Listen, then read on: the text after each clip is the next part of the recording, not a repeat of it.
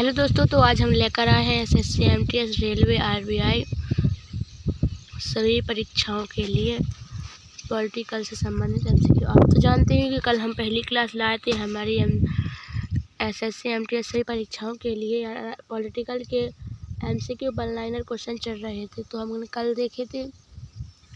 तो आज हम ये दूसरा वीडियो यानी पार्ट 2 लेकर आए हैं। सीरीज दूसरी है। हमारे इस सेशन को पूरा देखिएगा, लास्ट तक देखिएगा, तभी आपको इस क्वेश्चन समझ में आएंगे और अपने पेपर में आपको मदद मिलेगी। 100% 100% ये क्वेश्चन आपके पेपर में बार बार पूछे जाते हैं। यही क्वेश्चन इसी में से पूछे जाएंगे। हम आपसे एक बात ज़रूर कह दें, हमें आपसे एक बात कहते हैं कि अगर आपने हमारे द्वारा जितने भी हम वीडियो दें, राजनीति, इतिहास, भूगोल और विज्ञान से जितने भी वीडियो दें, आप बस इनको पढ़ लीजिए। तो आपके चाहे भारत को जौन से एग्ज़ाम दे लो, हम ऐसी जीके ही के संबंध में चाहे जौन सा पेपर दे लो, आपकी जीके के प्रश्न एक नहीं छूटेंगे। तो चलिए पढ़ लेते हैं आज के इस क्वेश्चनों को जल्दी से। चलिए, सबसे पहला क्वेश्चन है, इसमें पहला प्रश्न है कि यदि भारत का राष्ट्रपति पद त्याग करना चाहता है तो उसे पद त्याग का पत्र किसे भेजना पड़ता है। तो मतलब ऐसा पूछा गया है कि जैसे हमारे भारत के जो राष्ट्रपति हैं, अगर उन्हें कोई आपत्ति है, उन्हें पद पर नहीं रहना है, उनके मन नहीं है, उनकी इच्छा नहीं है, तो उन्हें अगर पद त्याग करने यानी अपने पद से हटने हैं तो पद त्याग का पत्र किसे भेजना होता है। तो मतलब ये उन्हें पद त्याग होने तो जो पत्र है वो किसे भेजा पड़ जाता है। तो सबसे पहले वो उपराष्ट्रपति के पास भेजा जाता है। तो इसका सही जवाब हो जाएगा उपराष्ट्रपति को। अगला क्वेश्चन, वित्त आयोग का गठन होता है तो वित्त आयोग का गठन कैसे होता है। तो संविधान के प्रावधान के अंतर्गत वित्त आयोग का गठन होता है। और 10वें वित्त आयोग के अध्यक्ष कौन थे। तो इसका उत्तर हो जाएगा केसी पंत। अगला क्वेश्चन है, भारत के संविधान में अवशिष्ट शक्तियाँ किसमें निहित है। तो इसकी सही जवाब हो जाएगा संसद में निहित है। अगला क्वेश्चन है, भारतीय संविधान के अंग नीति निर्णय सिद्धांतों का स्रोत क्या है। इनका स्रोत सबसे महत्वपूर्ण है कि आयरलैंड के संविधान से लिए गए हमारे भारत के नीति निर्णय सिद्धांत, और इनका वर्णन भाग 4 में है और अनुच्छेद 36 से 51 तक दिए गए। आप लोग कमेंट करके बताइएगा कि नीति निर्देशक तत्वों को न्यायालय में न्याय योग्य है या अयोग्य है, बताइए कमेंट करके। जिससे मौलिक अधिकार और नेतृत्व में अंतर हो जाता है, तो इसके बारे में आप लोग कमेंट करके बताइएगा प्लीज़। चलो अगला क्वेश्चन देख लेते हैं। चलिए भैया, आ गया है अगला क्वेश्चन। अगला क्वेश्चन आया है कि संविधान के किस अनुच्छेद में संविधान संशोधन की प्रक्रिया है। तो संविधान के कौन से अनुच्छेद में। तो इसका सही जवाब हो जाएगा अनुच्छेद 368 में। अगला प्रश्न बहुत मोस्ट है, समाजवाद वह टोपी है जो सुविधानुसार पहनी जा सकती है। यह कथन किस प्रसिद्ध आलोचक ने दिया था। तो इसका सही जवाब हो जाएगा CEM जोट का। उन्होंने कहा है समाजवाद के बारे में,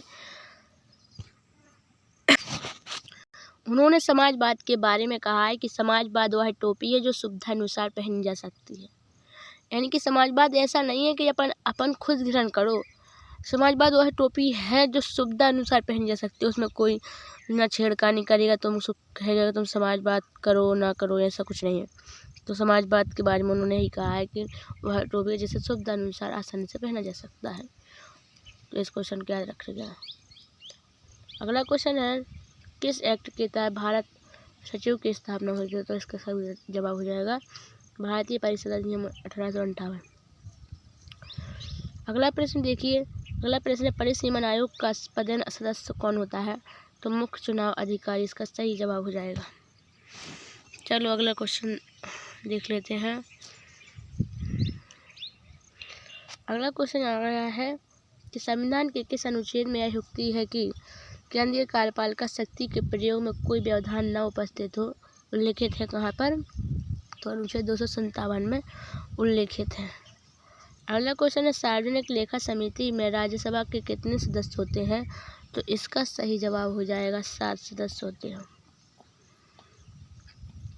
अगला क्वेश्चन है किस संविधान संशोधन के तहत लोकसभा का कार्यकाल 6 वर्ष से घटाकर 5 वर्ष कर दिया गया था? तो 44वें संविधान संशोधन के द्वारा वर्तमान समय में लोकसभा का जो कार्यकाल है 5 वर्ष का है। तो कौन से संविधान संशोधन द्वारा हटाया गया था? तो 44वें संविधान संशोधन द्वारा लोकसभा का कार्यकाल है जो 6 वर्ष से 5 वर्ष किया गया है। अगला क्वेश्चन देखिए, चलते हैं जल्दी आगे बढ़ते हैं भैया बिन्नू हर जल्दी जल्दी देखिएगा। और आपसे एक बात हम जरूरी कह दें, अगर आप लोगों को पेपर में अच्छा परफॉर्मेंस करना है यानी कि अच्छे परीक्षण में अच्छे नंबर लाना है तो हमारे इस वीडियो को पूरा देखिए। आपको कहीं और जाने की ज़रूरत नहीं है। ऐसे क्वेश्चन कोई नहीं बताता जैसे हम बताते हैं, लेकिन बस आप लोग पढ़ते नहीं हो। आप लोग 2-3 क्वेश्चन तो देख लेते हो और भाग जाते हो इस वीडियो से बस। तो आप ही लोगों का नुकसान है, मेरा तो कुछ नहीं है। तो इसीलिए आपसे निवेदन है कि आप लोग पूरा वीडियो देखिए। चलो अगला क्वेश्चन देख लेते हैं। अगला क्वेश्चन है संविधान में मूल कर्तव्यों से संबंधित प्रावधान किस समिति की संस्तुतियों के आधार पर सम्मिलित किए गए थे? तो इसका सही जवाब हो जाएगा स्वर्ण सिंह समिति के द्वारा।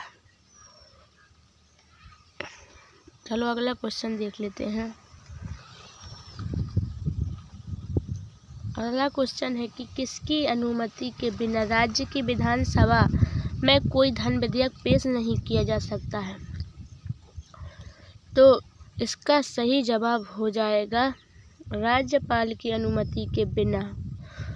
ठीक है, विधानसभा में कोई धन विधेयक पेश नहीं किया जा सकता। अगर राज्यपाल ने अनुमति दे दी तो उनसे अनुमति ले ली और उन्हें अनुमति दे दी तो विधानसभा में धन विधेयक पेश कर दिया जाएगा। लेकिन नहीं तो अगर अनुमति नहीं दी तो फिर पेश नहीं किया जाएगा। लेकिन अपन जब किसी भी धन विधेयक को अगर पेश करना है ना तो पहले राज्यपाल से अनुमति लेनी पड़ेगी। चलो अगला क्वेश्चन देख लेते हैं जल्दी से। अगला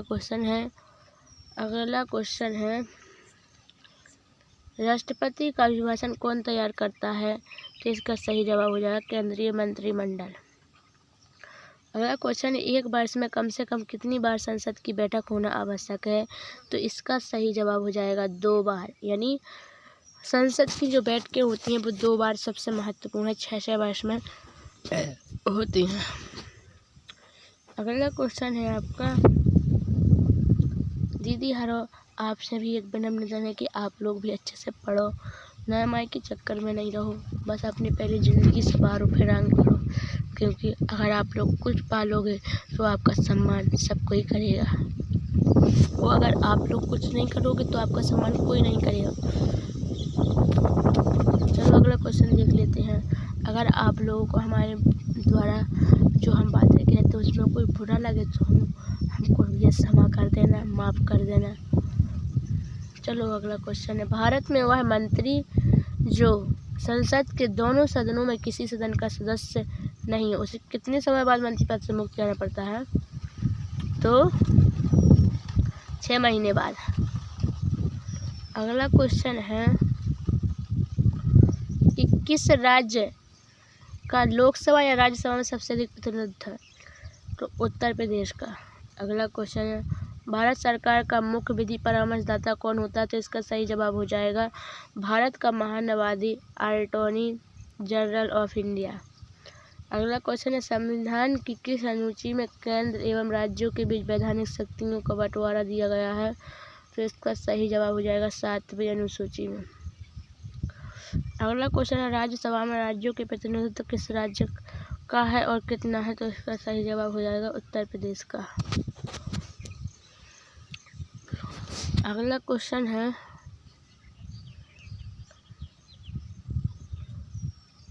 कि भारत में राष्ट्रपति के चुनाव के लिए निर्वाचन मंडल के सदस्य कौन होते हैं? तो इसका सही जवाब हो जाएगा मतलब जब राष्ट्रपति को निर्वाचन हो तो उसमें कौन कौन से सदस्य होते हैं? तो इसका सही जवाब हो जाएगा लोकसभा, राज्यसभा और राज्य विधान सभाओं के निर्वाचित सदस्य होते हैं। अगला क्वेश्चन है संविधान के किस अनुच्छेद में भारत का नियंत्रक लेखा परीक्षक के कर्तव्य और शक्तियों का वर्णन, तो इसका सही जवाब हो जाएगा अनुच्छेद 149। अगला क्वेश्चन है संविधान की किस अनुसूची में दल परिवर्तन के आधार पर आयुक्ता के बारे में उपबंध है, तो इसका सही जवाब हो जाएगा 10वीं अनुसूची में। अगला क्वेश्चन है भारत में राष्ट्रपति का चुनाव आनुपातिक प्रतिनिधित्व प्रणाली के आधार पर एकल संवर्ण मतदान द्वारा होता है।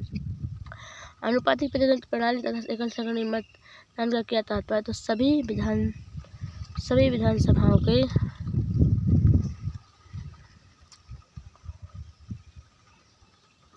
मतलब इनमें जो है कि सभी विधानसभाएं जितनी भी उम्र सभाएं हैं उसमें अनुपातिक प्रतिनिधित्व में भाग लेते हैं निर्वाचन करने में। तो अगला क्वेश्चन है भारत की स्वतंत्रता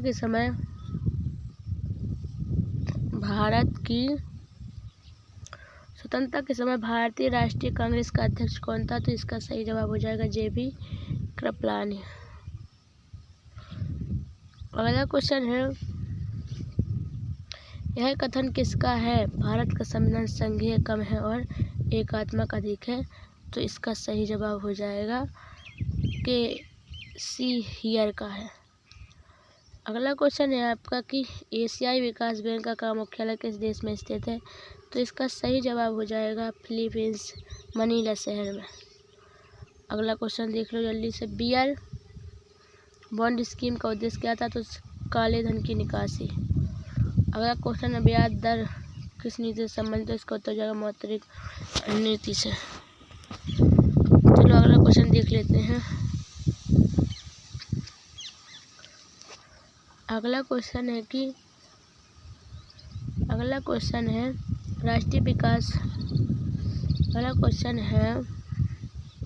राष्ट्रीय विकास परिषद का गठन किया गया कब, 1952 में। अगला क्वेश्चन है शेयर बाजार में अल्फा फैक्टर का क्या अस्तित्व है, अवधारणा जो किसी शेयर को अंतर्निष्ठ स्थिरता मापन करती है। अगला क्वेश्चन है सदस्य संख्या के आधार पर भारत की सबसे बड़ी ट्रेड यूनियन है, जिसका सही जवाब हो जाएगा इंडक INTCU। अगला क्वेश्चन है किस अधिनियम के द्वारा भारत में वर्ग जाति धर्म के आधार पर पृथक निर्वाचन क्षेत्र बनाने का प्रावधान किया गया था, तो भारत सरकार अधिनियम 1919 माल्टे मिल्टो सुधार के द्वारा। अगला क्वेश्चन है आपका अंतर्राज्यीय परिषद के उपबंध में संविधान के किस अनुच्छेद में वर्णित है, मतलब संविधान अंतर्राज्यीय परिषद के संबंध में उपबंध कौन सा अनुच्छेद में है, तो 263 अनुच्छेद में। अगला क्वेश्चन है सरकार उपक्रम समिति वित्तीय समिति में कुल 22 सदस्य होते हैं, लोकसभा एवं राज्यसभा में कितने सदस्य होते हैं, तो इसका सही जवाब हो जाएगा लोकसभा के 15 और राज्यसभा के 7 होते हैं। अगला क्वेश्चन है राजस्थान उच्च न्यायालय एवं इलाहाबाद उच्च न्यायालय की स्थापना किस वर्ष हुई थी, तो इसका सही जवाब हो जाएगा राजस्थान उच्च न्यायालय की 1949 में और इलाहाबाद उच्च न्यायालय की 1866 में। अगला क्वेश्चन देख लेते हैं जल्दी से अपन लोग। चलो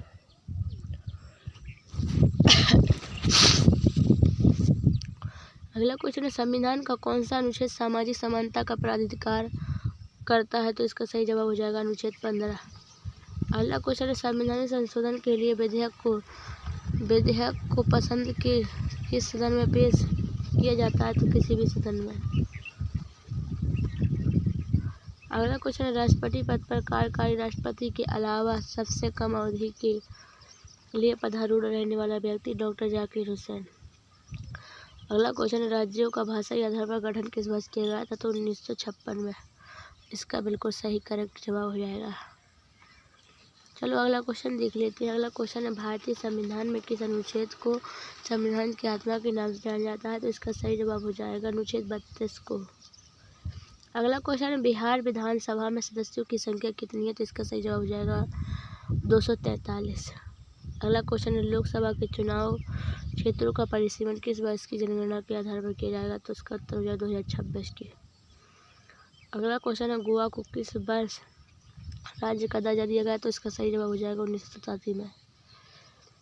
अगला क्वेश्चन नगर निगम के सर्वोच्च अधिकारी को क्या कहा जाता है, तो इसका सही जवाब हो जाएगा महापौर। अगला क्वेश्चन है प्रथम लोकसभा चुनाव में कितने राजनीतिक दलों को राष्ट्रीय दल के रूप में मान्यता दी गई है, तो 14 दलों को। चलो आगे बढ़ते हैं जल्दी से। अगला क्वेश्चन है प्रधानमंत्री का सचिवालय किसके अधीन होता है? तो इसका सही जवाब हो जाएगा गृह मंत्रालय के अधीन। अगला क्वेश्चन है संविधान सभा द्वारा पारित संविधान में कुल कितने अनुच्छेद हैं और अनुसूचियाँ? तो सही जवाब हो जाएगा 395 अनुच्छेद। और अभी पहले थे 8 अनुच्छेद, लेकिन अब हो गई कितनी 12 अनुसूची। इसमें थोड़ा पहले का लिख गया है, सॉरी। अब 12 अनुसूचियाँ हो चुकी हैं। अगला क्वेश्चन भारतीय संविधान में कितने भागों हैं? कितने भाग हैं? तो इसमें 22 भाग हैं। आप लोग कमेंट करके बताइएगा कि कौन से भाग में पंचायतों का वर्णन किया गया है। आपको होमवर्क दिया है, आप लोग इसका कमेंट में जवाब बताइएगा। अगला क्वेश्चन है राज्यों के बीच संवैधानिक झगड़ों के निर्णय का अधिकार दिया गया है। संविधान के किस अनुच्छेद के तहत इसका प्रावधान है? जिसका सही जवाब हो जाएगा अनुच्छेद 100। इसका सही जवाब हो जाएगा अनुच्छेद 131। अगला क्वेश्चन है राष्ट्रपति का अभिभाषण कौन तैयार करता है? तो केंद्रीय मंत्रिमंडल। इसका सही जवाब हो जाएगा। अगला क्वेश्चन है पंचायतों के चुनाव कराने के लिए निर्णय किसके द्वारा लिया जाता है? तो इसका सही जवाब हो जाएगा राज्य सरकार द्वारा। अगला क्वेश्चन है 79वां संविधान संशोधन किससे संबंधित है? तो इसका सही जवाब होगा अनुसूचित जाति व जनजाति के लोगों को लोकसभा एवं राज्यसभा में आरक्षण से। इन क्वेश्चनों को रट लीजिएगा, आप लोगों से यही विनम्र निवेदन है, आप लोग इन क्वेश्चनों को पढ़िए प्लीज़। अगला क्वेश्चन संविधान सभा से मुस्लिम लीग के बहिष्कार का प्रमुख कारण क्या था? तो इसका सही जवाब हो जाएगा मुस्लिम लीग मुसलमानों के लिए अलग संविधान सभा चाहते थे। अगला क्वेश्चन है संविधान के निर्माण की दिशा में उल्लेखनीय योगदान देने वाले उद्देश्य प्रस्ताव का संबंध किससे है? तो इसका उत्तर हो जाएगा पंडित जवाहरलाल नेहरू से। अगला क्वेश्चन है संविधान की प्रस्तावना में वर्णित लोकतंत्र को किस रूप में स्वीकार किया गया है? तो सामाजिक, आर्थिक और राजनीतिक लोकतंत्र के रूप में। अगला क्वेश्चन है भारत के प्रथम राष्ट्रपति के रूप में डॉक्टर राजेंद्र प्रसाद का निर्वाचन किसने किया था? तो संविधान का विधायन ने। अगला क्वेश्चन है उद्देश्य प्रस्ताव में वर्णित अधिकारों को संविधान सभा ने संविधान के किस भाग में स्थान दिया है? तो इसका सही जवाब है प्रस्तावना में। चलो अगला क्वेश्चन देख लेते हैं। अगला क्वेश्चन है किस समिति की सिफारिश के आधार पर संविधान में मौलिक कर्तव्यों से संबंधित प्रावधानों की व्यवस्था की गई? तो इसका सही जवाब हो जाएगा स्वर्ण सिंह समिति के अनुसार। अगला क्वेश्चन संविधान के अनुच्छेद 72 की व्यवस्थाओं के अनुसार कौन मृत्युदंड को क्षमा कर सकता है? तो इसका सही जवाब हो जाएगा केवल राष्ट्रपति। अगला क्वेश्चन दलबदलती से संबंधित किसी भी बात पर अंतिम निर्णय किसका होता है? तो सदन के अध्यक्ष सभापति का अंतिम निर्णय होता है। चलो भाई लोग थोड़ी सी और क्वेश्चन है, 2-4 ठिया उन्हें और निपटा लें, फिर इस वीडियो को यहीं समाप्त करते। फिर आप लोग कमेंट करके बताइए कैसा वीडियो लगा। भारत के किस राष्ट्रपति का चुनाव आम सहमति से हुआ है? तो इसका सही जवाब हो जाएगा नीलम संजीव रेड्डी।